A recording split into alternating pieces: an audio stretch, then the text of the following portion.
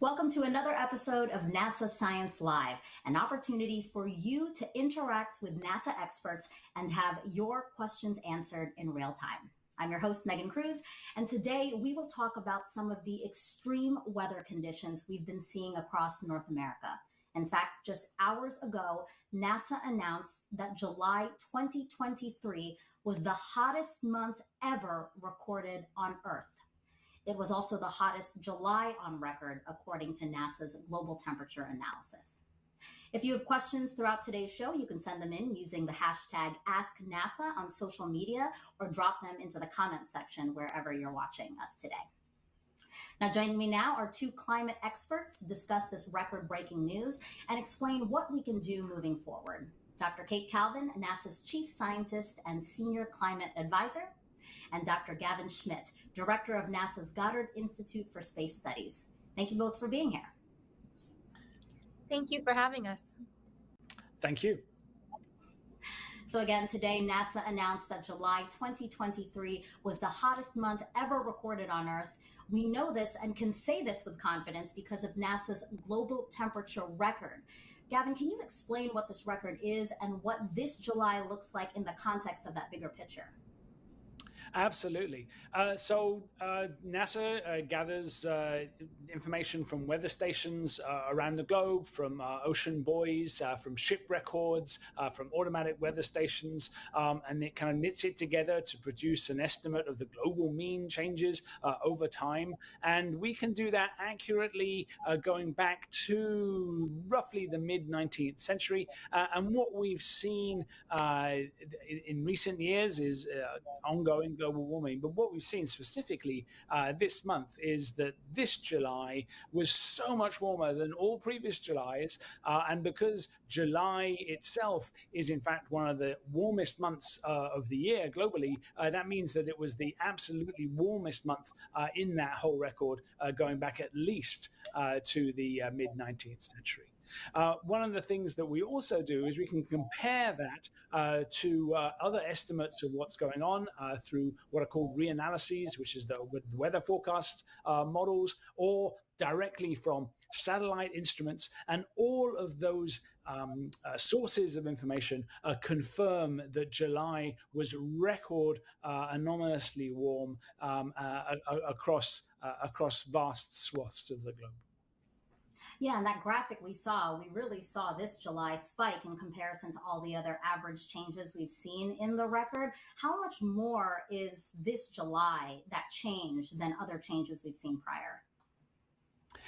So the margin by which the record was broken was over 0.2 Celsius, which is almost half a degree Fahrenheit, and the uncertainty in one of those numbers is just like 0.08. So the difference between 2023 and 2019, which was the previous record, was hugely significant.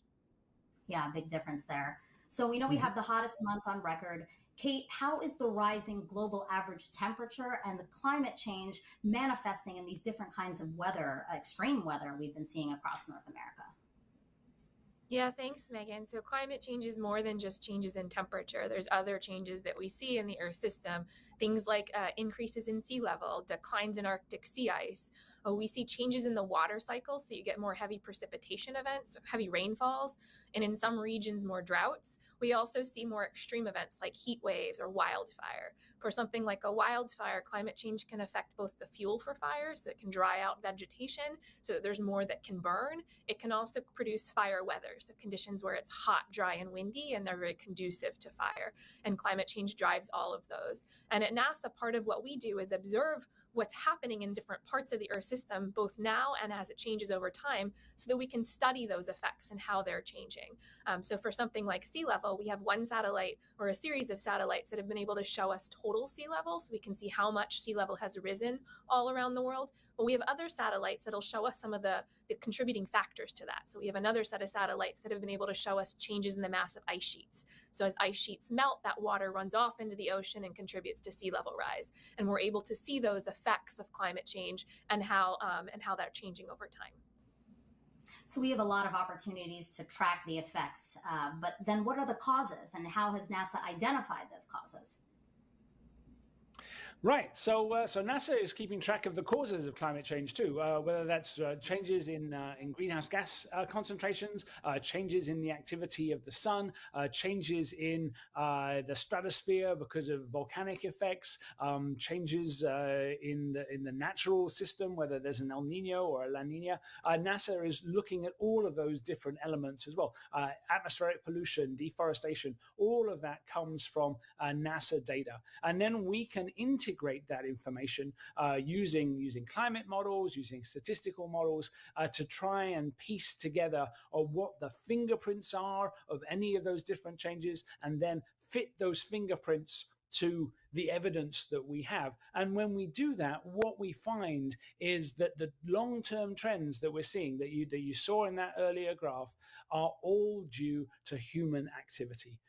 Dominant in that is the role of greenhouse gases, carbon dioxide, methane, CFCs, and there's little roles for all of those other things as well. But the main result from that analysis is that those trends that we're seeing, that are pushing us ever warmer, are really just a function of our increases in greenhouse gas emissions.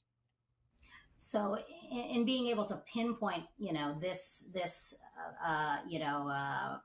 major contributor, why we're seeing what we're seeing, what is NASA doing to help communities tackle climate change when you do know the majority cause?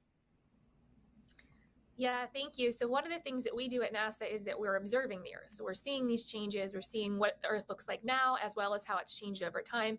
And we provide all that information publicly so that people can use that in their decision making and in their understanding of what's happening in their communities. So just like a few examples of things that we've provided. One, when we're talking about greenhouse gases, we have an instrument on the International Space Station called EMIT.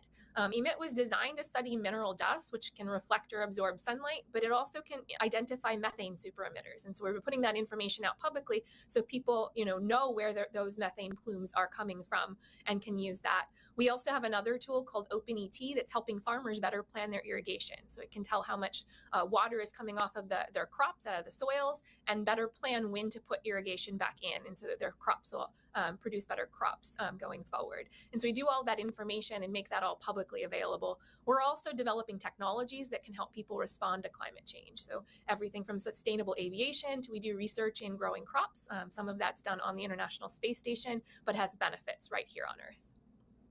Yeah, I think it's great that we make that data publicly available so that people can change their actions if there's something that they can do to help curb what we're seeing.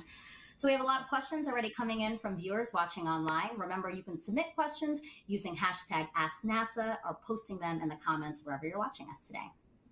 So if you're ready, guys, the first question is from Emil on Instagram and asks, will these records keep being broken, or is there a maximum of heat possible in global temperature? Yeah. So the bad news is that these records will continue to be broken. We will expect record-breaking August temperatures as well, given the ongoing incipient El Nino event in the tropical Pacific. We expect that records for the rest of 2023 will start to break records too. 2023 might not quite be the warmest year on record, but it'll be very close. And 2024 will very likely likely be the warmest year on record. That's in the short term. In the longer term, we're going to continue breaking these records as long as we continue to emit greenhouse gases. Perhaps not every year because of the the ups and downs of natural variability, but what we will see is that every few years we will be getting new record temperatures being set.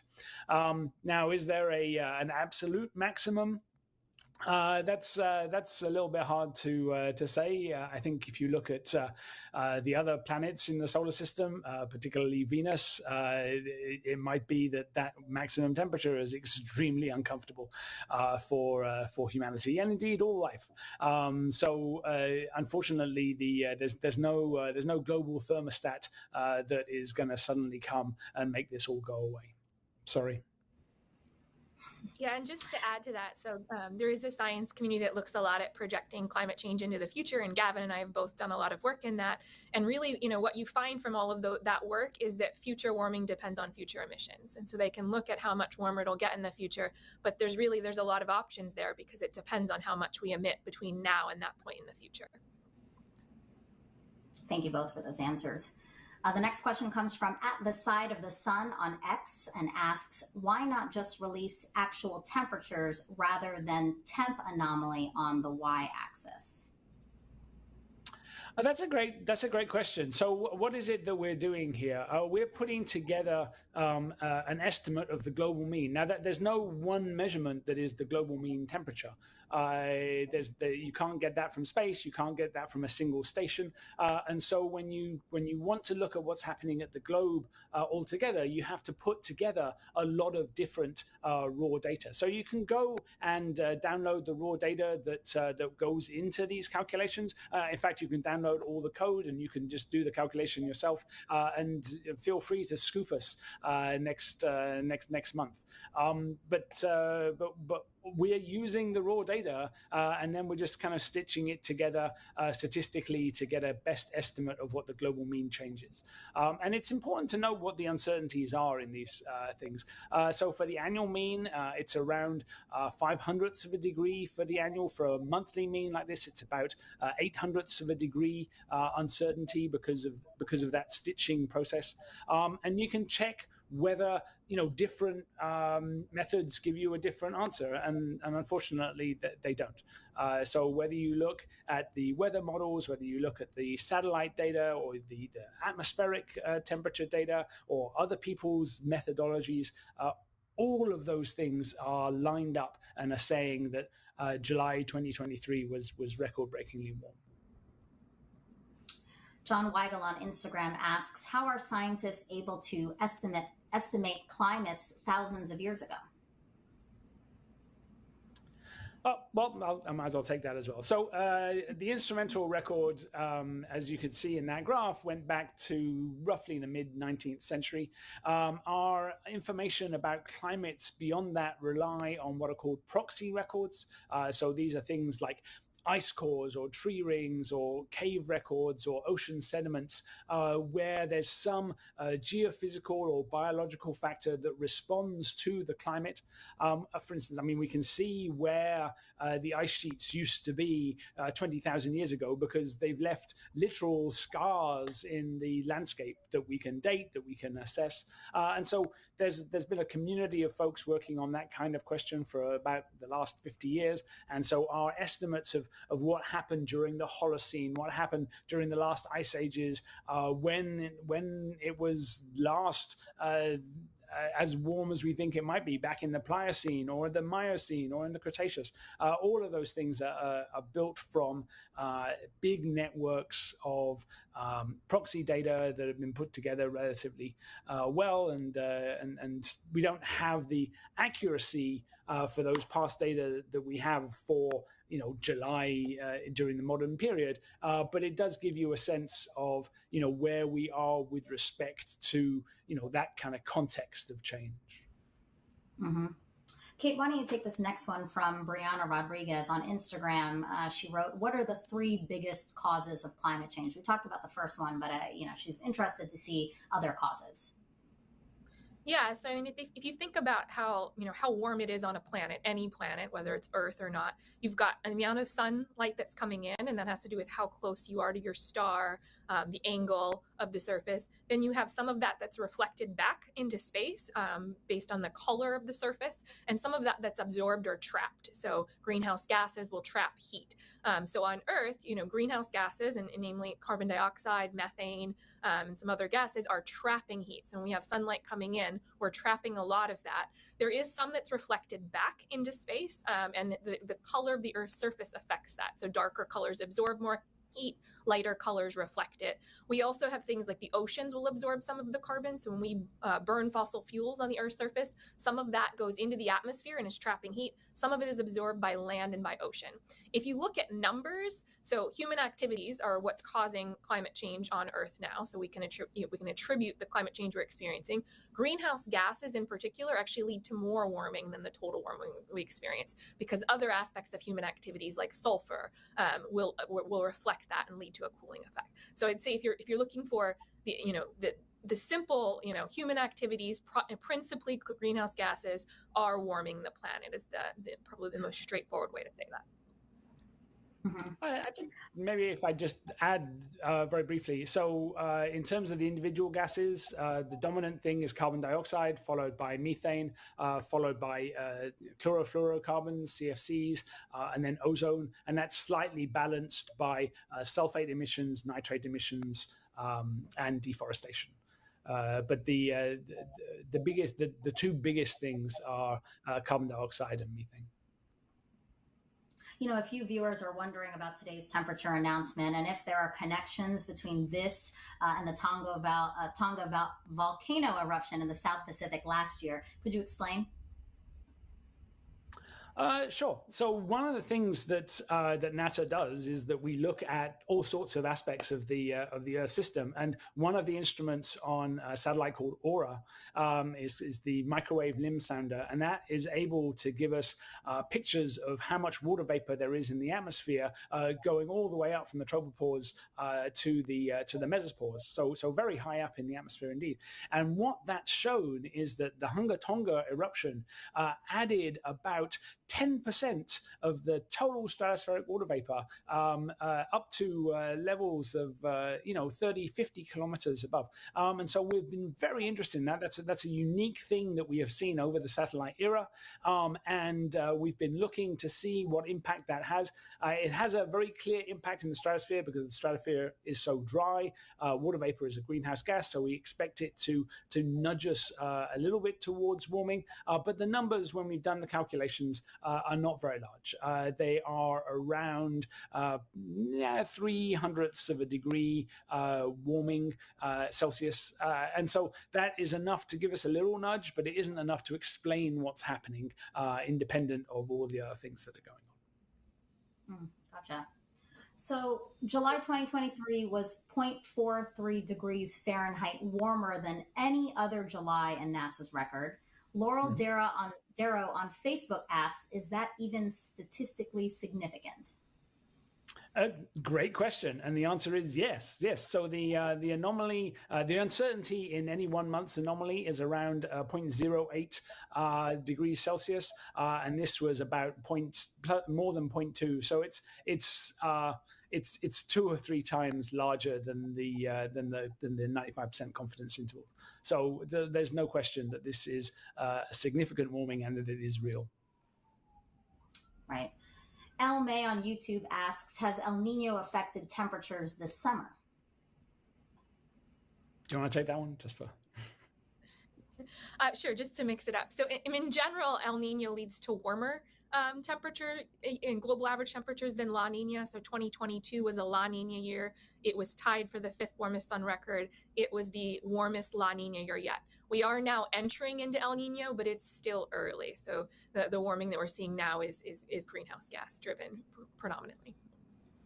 Yeah, I mean, we're seeing the El Nino effects in the maps. If you bring up the map, you can see the band of red across the eastern tropical Pacific, and so that's adding to the temperatures. But the larger impacts of El Nino generally take a few months to manifest, and as El Nino builds, we expect that that's going to have more of an impact kind of early in 2024. JS on YouTube asks, what about all these super strong storms around the globe? Will worldwide storms continue to get stronger? So climate change does manifest itself in beyond just temperatures, and it does drive, for some impacts, increased frequency, for others, increases in intensity, and for some types of impacts, both. So for something like a hurricane, what we're seeing is more intense storms. So higher proportion of storms are categories 3 through 5. So we're getting a larger fraction of the hurricanes we do see are stronger. For something like a heat wave, we're seeing more heat waves and more hot events. But each impact is a little bit different, both in where it occurs and also whether climate change is affecting the frequency, the intensity, or both. Right. We're also seeing more extreme wildfires, right? I mean, we have one burning in Maui right now. Can we talk about if we know whether or not climate change contributed to those fires? Yeah, so wildfire is a complex phenomenon. It depends on fuel, it depends on fire weather, it depends on ignition, and all of those things are kind of contingent on a lot of things that have happened over the last few decades. And so in Maui, you have the impacts of sugar plantations being abandoned, native grasses, non-native grasses coming in, a very wet spring that led to a lot of growth, and then a dry period more recently that led to a lot of fuel, and then you have the ignition and the driving factors of the fire from the tailwinds of Hurricane Dora, and so that's a pretty complex feature. But what we're seeing, if you look in general, is that we're seeing a tendency towards more and more intense wildfires, not just in Hawaii, but also in Canada and British Columbia and Alaska and the Rockies. And so these are factors where climate change is pushing the system, but there's lots of other things. In any individual fire, there'll be lots of other things that are antecedent to that. Mm-hmm. And specifically to talk about the fires in Maui, there'll be a lot of research to look at that fire, right, to determine whether or not climate change affected that. Kate, did you want to comment on that? Yeah, I think, as scientists, and particularly the climate science community, whenever we see an event, we look into what is causing it, what do we know, we look at all the observations we have, whether they're from NASA, from others, and there are people that spend quite a bit of time looking at each of the different antecedents that Gavin mentioned and understanding those contributions, that we better understand both that event, but also that helps us better understand future events. Gotcha. Kate, while I still have you, Goose Turtle on YouTube asks, how many satellites are in orbit monitoring climate change? Oh, that's a great question. So NASA has more than 24 satellites and instruments in orbit, including several on the International Space Station. So this is an animation of those right now, and we're continuing to add to that fleet. So we launched a set of 4 CubeSats recently that are looking at hurricanes. We also launched another satellite looking at air quality just this spring. But those are just the NASA satellites. So there are also other satellites monitoring the Earth and contributing to research on climate change from partners in other space agencies like European Space Agency, and a lot of that data is available and we can use it. There's also now commercial satellites that are helping contribute to monitoring of the Earth. And at NASA scientists have access to some of that information and can use that in their science. Perfect. These questions are really great. We'd love for you to keep sending them in. Again, you want to use hashtag AskNASA on the social media platform or wherever you're watching us today. We'll be back with our guests to answer those questions. But first, have you wondered, is climate change the same as global warming? Let's ask NASA atmospheric scientist, Dr. Yolanda Shea.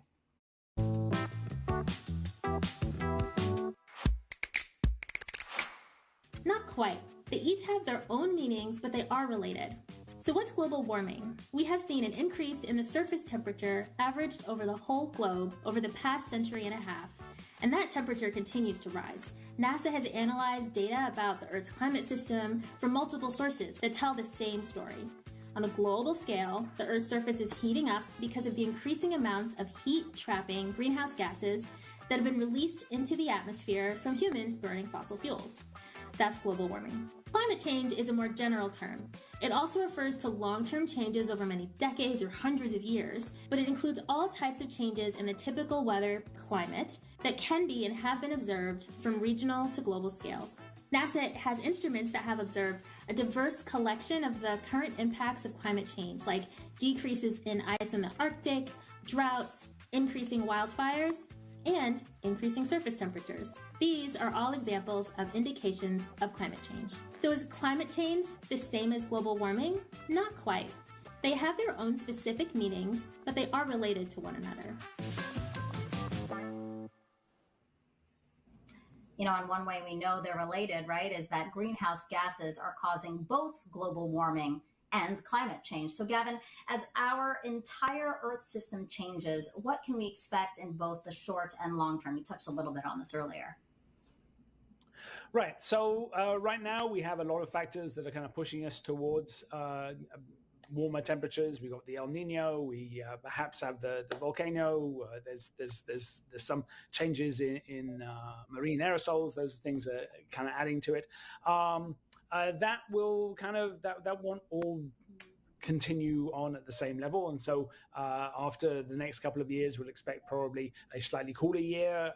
But the long-term trends are going to keep on going until we stop emitting greenhouse gases, and particularly until we stop emitting carbon dioxide. At that point, the global warming at the surface will basically stop, which is great news. That means that we are in control of what's going to happen. Some of the other things, sea level rise, that's a lagging indicator, so that will continue to rise, though at a less accelerated pace. And so we can continue to expect those things. In a few years, we're going to have this same NASA Live thing, and we'll be telling you about how much warmer 2027 was than 2023. And I have been doing this for a while now. And I just want to make one thing very, very clear, that we take no joy in being able to predict these things. Normally scientists, we're supposed to be happy that we've understood something from the universe and that we've made predictions and our predictions come true. And we're supposed to say, yay, how clever are we? But these are predictions that we've been making since the 1980s. And as they've come true, and as we've seen, not quite the worst case scenarios, but pretty bad case scenarios eventuate, we're not happy. We would much rather have been wrong. And so as a scientist and also as a human being, these questions are troubling. I don't want to tell people what's going to happen, but I have to, right? Because this is what science is all about. But we take no joy in having our predictions come to fruition. And when you're talking about this long-term trend, so is what you're saying, if we don't make changes now, these extreme temperatures that we're feeling now, years to come, could this feel cool to us if we don't stop what we're doing now? Under almost all scenarios, these are the coolest summers of the 21st century. Thank you, Gavin, for that. And for your explanation again about, not taking joy in this. We're here NASA is here to share the information so that hopefully it can drive change, right? So let's get to more of some of your great questions that you're asking online. Remember, keep sending them in using the hashtag AskNASA. Okay, so Mr. and Mrs. Smith on YouTube asks, have you seen a correlation yet between July's record temperature and the glacial melts? Kate, do you want to take that one? So I think in general, what we see is that, with warming temperatures, we are seeing declines in glaciers and changes in the mass of ice sheets, and that water, some of the Greenland and Antarctic ice sheet, we have satellites that have been measuring and monitoring that for more than 20 years. And so we can see those declines. We know that water is running into the ocean and contributing to sea level rise. So we know that general trend. I think, July just happened. So as scientists, we'll still look at exactly what the effect of 1 month is on that. But we know overall that climate change and increases in average temperature are affecting ice sheets, and that is affecting sea level rise. Yeah, I mean, people are tracking glacial mass balance, so mountain glaciers particularly, and year on year on year, we're seeing losses to mountain glaciers, whether that's in Glacier National Park, in the Rockies, in the Andes, in the Himalayas. We're seeing decreases in that. You can go back to old photographs and compare them to what you can see now, and we're seeing retreat almost everywhere we look. 1 month, yes, that's going to add to the melt, but year on year on year, the overall warming is very clearly having a negative impact on mountain glaciers. On Facebook, Sydney Alston asks, does the fact that the sun is in the solar maximum cycle have anything to do with the continuous record-breaking heat? Great question, and no is the answer. So we're kind of moving into the solar maximum, and that would be expected to warm the planet a little bit. Roughly speaking, you get about 0.05 Celsius, maybe 0.08 Celsius from solar minimum to solar maximum, lagged by a few years because it takes a while for the oceans to catch up with the cycle. So there's a small lag.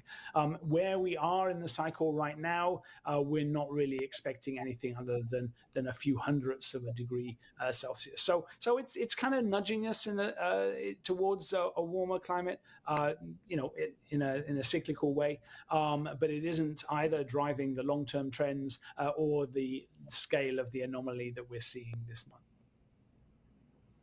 Lots of great questions coming in on Facebook. This one's from Sofia Barriga. How much longer do we have to stop greenhouse gases being emitted by humans or to reduce pollution? Yeah, I can take that one. I mean, I think the question is, how much warmer it gets depends on how much more we emit going forward. And so that, warming will stop when we reach what's called net zero carbon dioxide. So when the amount of carbon dioxide we're emitting is counterbalanced by anything that we're taking out, then you'll stop the warming from carbon dioxide. How much warmer we get at that point depends on how much more we emit until we get there. So there's, the amount of future emissions dictate the amount of future warming. We are, 2022 was about 1.1 degrees Celsius above the late 19th century average. And you've probably heard people talk about things like 1.5 degrees Celsius or 2 degrees Celsius as commonly discussed targets or goals. The expectations would be that, with continued emissions and current trends, we would be pushing towards 1.5 degrees in the near term.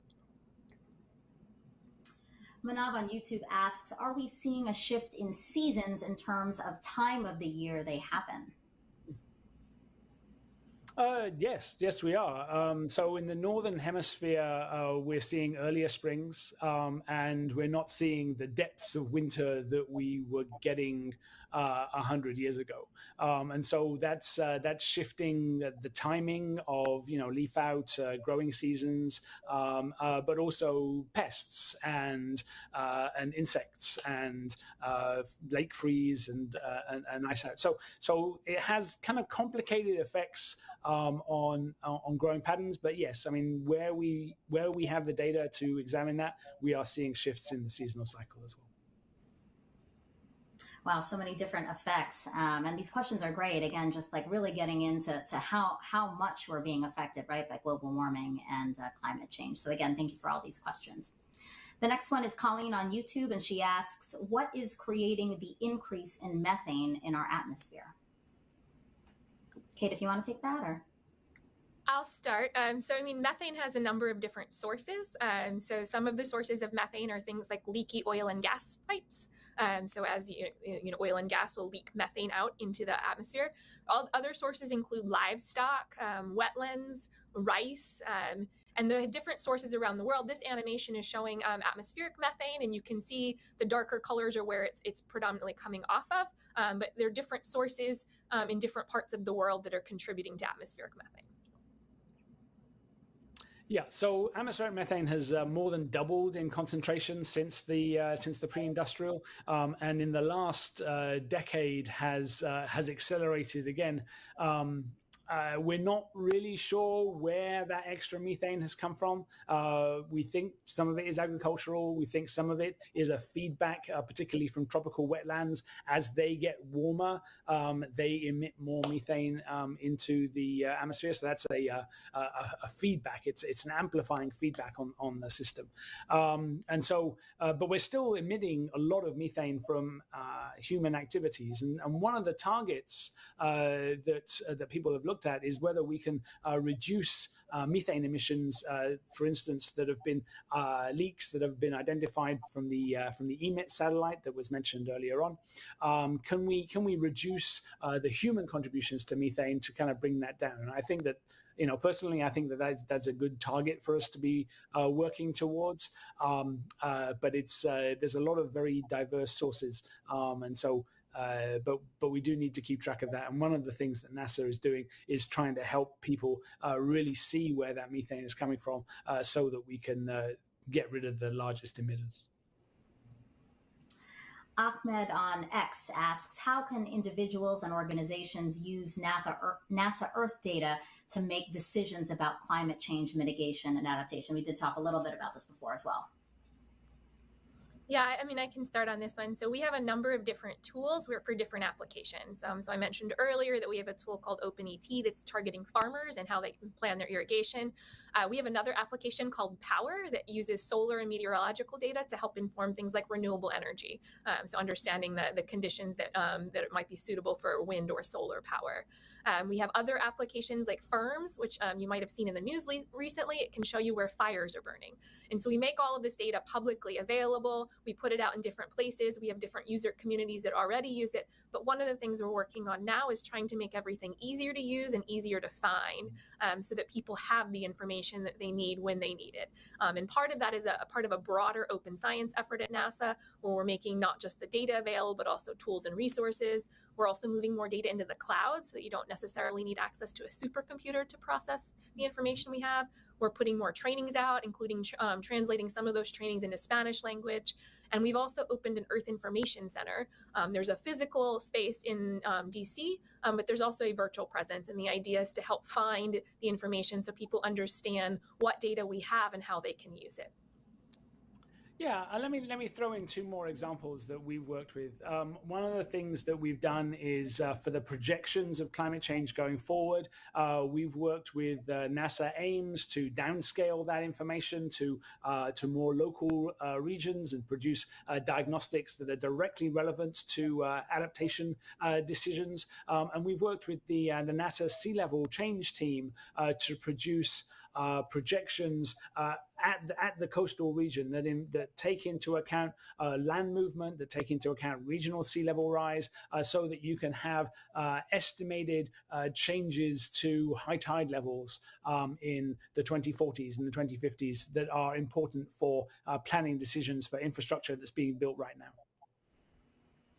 Yeah, knowledge is power, right? We should share, and then that's why we're doing what we're doing even today, right? Like answering people's questions so that, again, maybe it drives some of their decisions going forward. So I do want to touch on this again, because we are getting a couple of questions about it still on social media, but Snoopy on YouTube asks, will it be getting hotter in 2024? Unfortunately, yes. So as Kate mentioned, we're seeing the beginning of an El Nino. Generally speaking, El Ninos build towards the December, January period.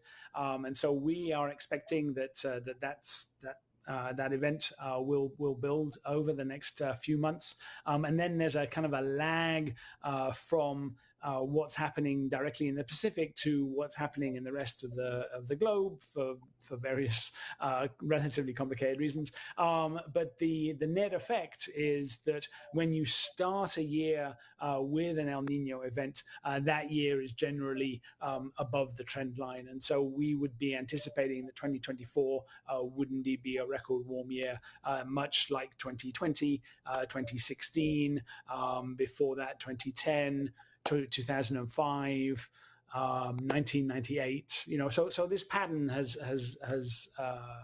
repeated itself multiple times. So we can say with quite some confidence that barring any other events such as a really big tropical volcanic eruption, we would anticipate that 2024 would be the warmest year on record as well.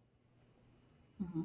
I remember reading that these last 9 years, right, are the hottest collectively on record as well. Can you speak a little bit to that, Kate? Just again to really show the trend we're seeing here. Yeah, there's a long-term trend of increasing temperatures driven by greenhouse gases. We talked about that a little bit earlier, that things like carbon dioxide and methane, as they accumulate in the atmosphere, they're trapping heat. So the last 9 years have been the warmest since modern record keeping began, which means since about the late 1800s, which is when we've had these temperature records. And so we're seeing those increases in trends, and things like El Nino and La Nina may make an individual year warmer or hotter than that trend, but overall the trend is towards warming. Yeah, I think I can predict what their headline is going to be at the end of the year, and it's going to be the last 10 years of the 10 warmest years on record. Yeah. All right, guys, keep sending in those questions again. Great. We love the interaction. We love that you're taking the time to chat with Kate and Gavin here. So please continue using the hashtag AskNASA, and we'll be back with our guests to answer some of those in just a few minutes. But first, if you live on the East Coast, you've probably noticed poor air quality during the past few months because of wildfires in Canada. In general, the air across the entire United States is cleaner than ever, but there's still a lot more we can be doing. Data from satellites, airplanes, and ground sensors, combined with data on race, ethnicity, poverty, and health, can unveil both the big picture of air pollution and individual neighborhood effects. Let's take a look at how this information is helping community leaders and other decision makers in Washington, D.C. Take a deep breath. That very same air that's filling your lungs is full of millions of fine particles. Some so small that they can penetrate deep into your lungs and into your bloodstream. Right now, you are standing near the heart of Washington, D.C. Air pollution where you're standing has declined by 50% in the last 2 decades. And by no means is this by coincidence. Along with ground-based observations and field campaigns, NASA uses sensors aboard satellites and aircraft to obtain measurements of nitrogen dioxide, sulfur dioxide, and other pollutants near cities, suburbs, and major transportation systems. Because you can't fix what you can't measure. With the few ground-level air monitors we have in the city, it's very difficult for any individual to understand what pollution levels are in their neighborhood. NASA satellite data helps to fill in the gaps between those monitors so we can understand the different pollution levels experienced in different neighborhoods throughout the city. When coupled with socioeconomic data about race, ethnicity, poverty, and health, air quality observations help identify environmental challenges that disproportionately impact specific communities, and underline how much more work there is to be done to minimize pollutant exposure for vulnerable populations. Together, we can work to address long-standing inequities and ensure everyone has the right to a deep breath of fresh air.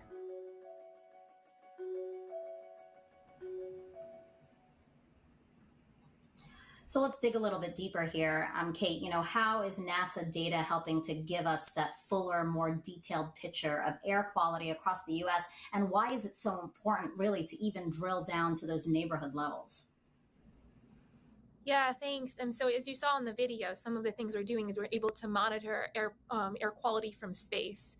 So on the surface, we have these surface monitors, but they tend to be sparse. They're only where you put them. And one of the nice things about from space is we can see all of the Earth with many of our satellites. With others, we can see very high frequency measurements. And that gives us more information about what's happening. And that can be used to help people So in addition to this, the information that was provided in that video, we've also just recently launched a new satellite called Tempo. It was launched in April, and it's going to provide hourly data over North America about air pollution. So it's just going to focus on North America, but it'll be able to provide hourly information. And one of the things that we'll be able to get from that is be able to see changes at like a neighborhood level scale at very fine time frequencies. So you'll be able to see things like rush hour traffic and the effects that it has on air pollution. We'll also be able to see things like wildfire smoke. So if you were in the northeast of the US in June and July, you experienced some smoke and air quality concerns from smoke that were coming from fires in Canada. Tempo will be able to give us that information. And with that hourly resolution over North America at a neighborhood level, we can use that to better provide air quality alerts. So people with asthma and respiratory illness will know when the air quality is poor outside and be able to take steps to protect themselves. You can also provide that information to decision makers to look at how to address air pollution in their neighborhoods. I'm interested to hear, do you see big differences between neighborhoods in a different city? You would see, because the sources of air pollution, so there are some sources that are more general and well spread, but other things like cars. So you will be able to see things along heavily trafficked, dense populated streets. Some other sorts of infrastructure will produce different types of emissions. So you will be able to see differences depending on where you look based on the activities on our surface. Gotcha. Yeah. So again, that's why it's so important to get to that really granular level. All right, so let's get to more of your questions online. Keep sending them in using the hashtag AskNASA or put them in the chat where you're watching us.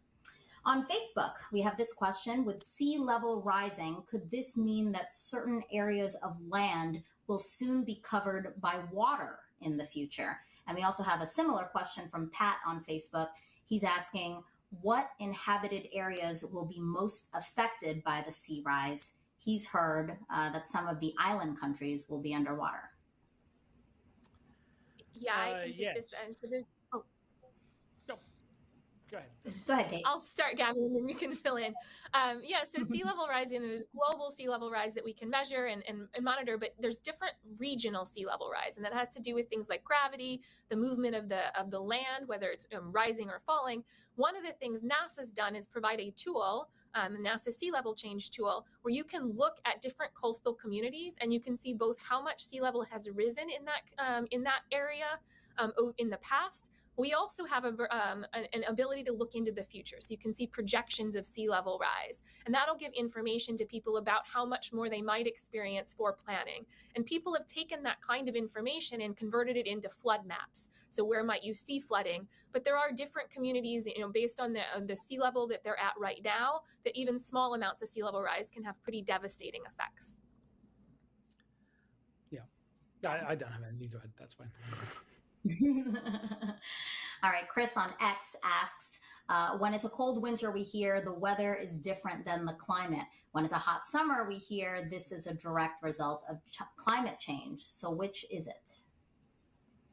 No, both.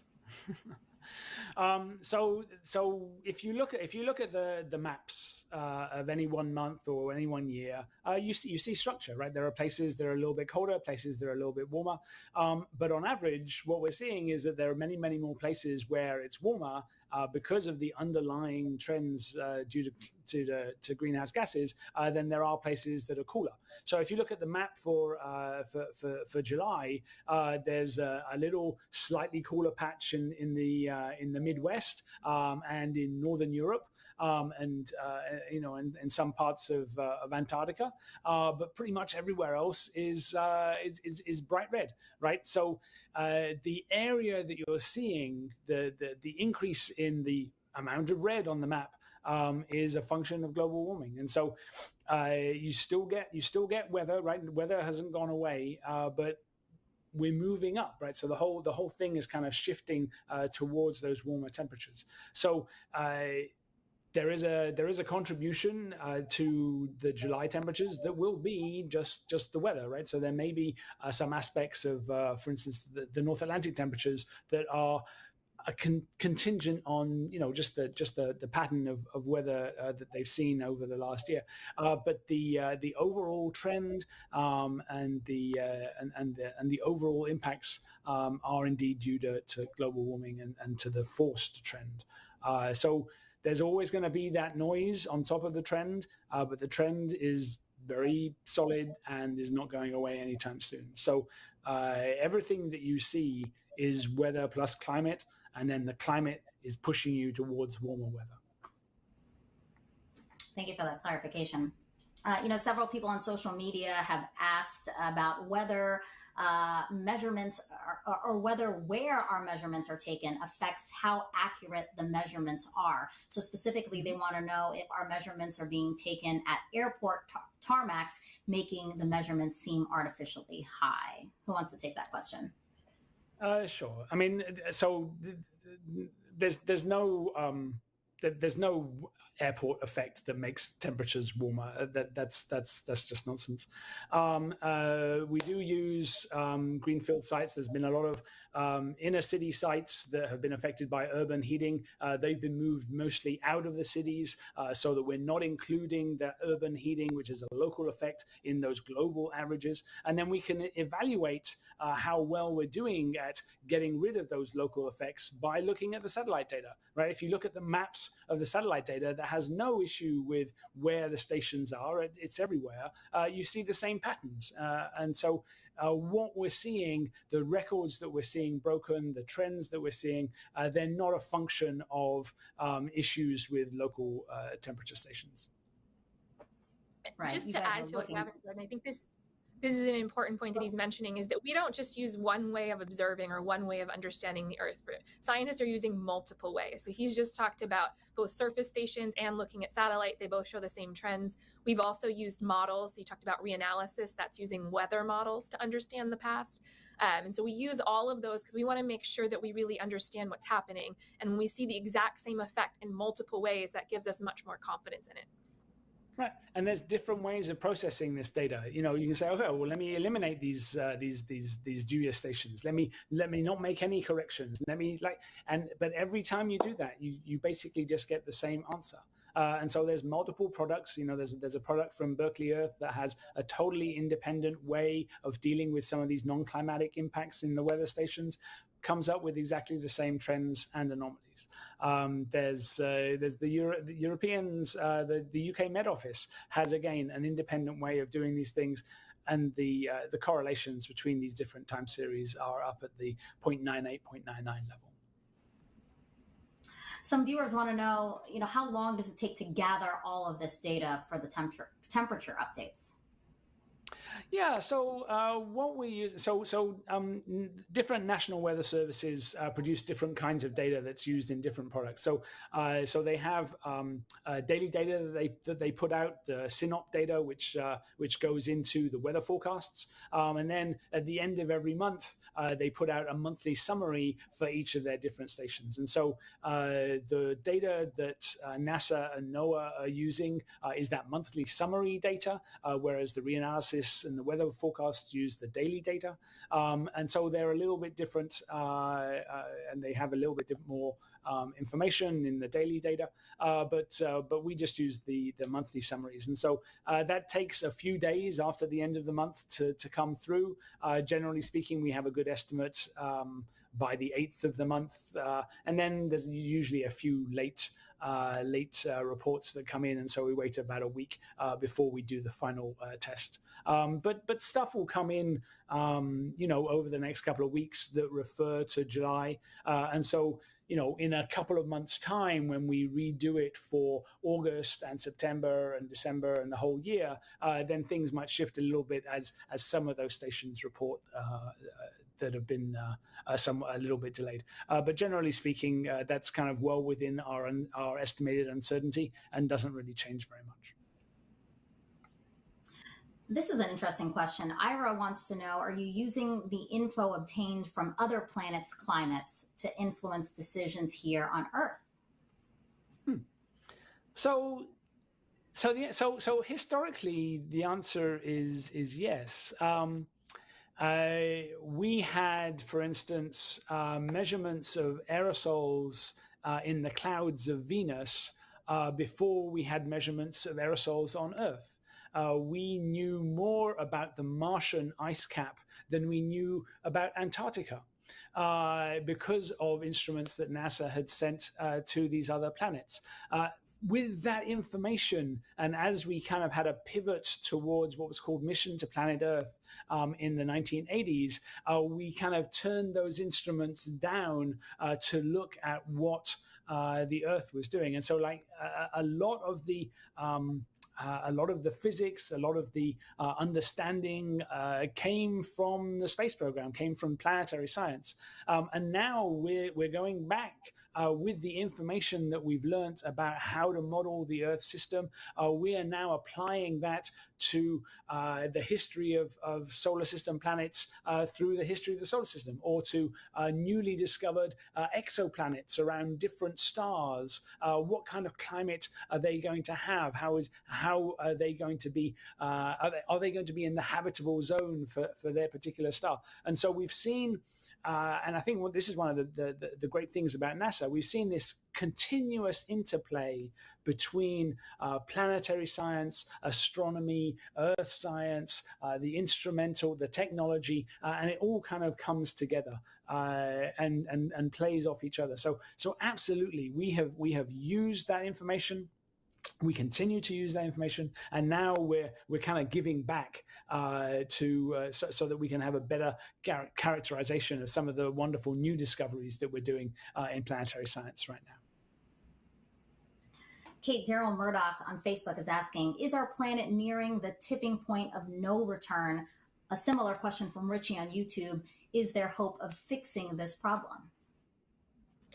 So tipping point has a very precise meaning in science, but what I think they're getting at is, will it be different, and I think there, what the future looks like depends on the actions that people around the world take. So future warming depends on future emissions. We know how to limit warming. We know that reaching net zero carbon dioxide will limit warming. We also have technologies available today that can reduce emissions. Some of those are developed by NASA in terms of aviation, some developed by other agencies or other countries. And we have that available, we have those options available now. And so we understand what's driving climate change. We understand what will influence in the future.